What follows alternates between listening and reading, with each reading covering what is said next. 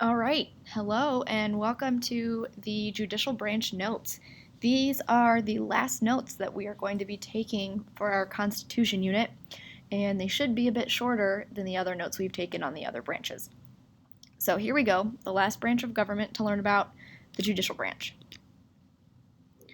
So the judicial branch of our government is created in Article 3 of the Constitution.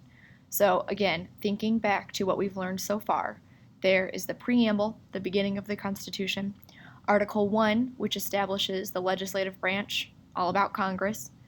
Article 2 establishes the executive branch, all about the president and their duties, along with the executive departments. And then Article 3 establishes the judicial branch, which the main body of the judicial branch is the U.S. Supreme Court.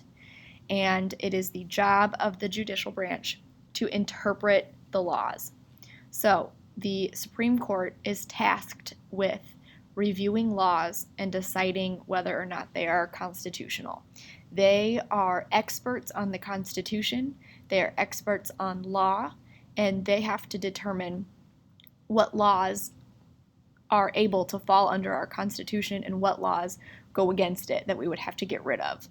So let's talk more about that as we move through our notes. Here are the requirements to be a judge in the judicial branch on the Supreme Court. The judges on the U.S. Supreme Court are nominated by the president. So they are not voted for like everything else in our government. They are nominated by the president, and then they have to go through a approval process by the Senate. So the president gives their pick, the Senate kind of gives them this gigantic job interview, and then they are approved or not approved by the Senate. The Supreme Court is made up of 9 judges. One of them is the Chief Justice, so he or she is the leader of the Supreme Court. Right now, the Chief Justice is Chief Justice John Roberts. Once appointed to the Supreme Court, the term is for life. So it's a really big deal when presidents get to nominate a new Supreme Court justice because they can serve for a really long time. They may choose to retire, though. There are several that have retired when they've gotten old and felt like they couldn't do the job well, but there are several who have stayed in office until they've died. There's no citizenship requirement. So unlike Congress and the president, it doesn't say anything in the Constitution about a citizenship requirement or a minimum age. All it says is that they must live within the U.S. So obviously the president wouldn't nominate someone who's unqualified for the position. It's just the requirements aren't laid out like they are for Congress and the president. Here are our current 9 Supreme Court justices. And here's a very simplified graphic organizer flowchart of how the court system works in the United States. So if you take a look at the top, this is the U.S. Supreme Court, what we're learning about. It is the supreme law of the land. It is the highest court in our country. What the U.S. Supreme Court says goes. So if you look down the federal side here, there are United States district courts. There are courts of appeals that hear cases for a second time if they are appealed from the first courts down here. And then eventually a case might make its way all the way up to the U.S. Supreme Court. The U.S. Supreme Court never hears cases for the first time. They move up through the courts like this.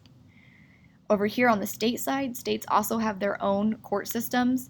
Every state is different, but in general, there are state trial courts at the bottom, moving up to appellate courts, which again hear decisions for the second time. If a case is appealed at this level, it will move up to this level. Then there are state Supreme Courts, so there's an Illinois State Supreme Court, but then again, higher than that is the federal United States Supreme Court. Now here we just have a couple more notes to take over special powers that the Supreme Court is in charge of. Like I was saying earlier, the Supreme Court either finds laws constitutional or unconstitutional. If they find a law constitutional, that means it's legal and the law may stand. If something is unconstitutional, then the law goes against our Constitution. It is illegal and the law will not stand. It will no longer be a rule for our country. The Supreme Court also hears 2 types of cases. They hear disputes between states. So when states are having issues, their case may be tried in the Supreme Court. And they also hear cases involving foreign ambassadors, people that are appointed to other countries to represent our country. And then the U.S. Supreme Court, as I was saying earlier, is the final court of appeals. So what the Supreme Court says goes. They are the highest court in our country. All right, that ends our notes on the judicial branch. If you have any questions, let me know.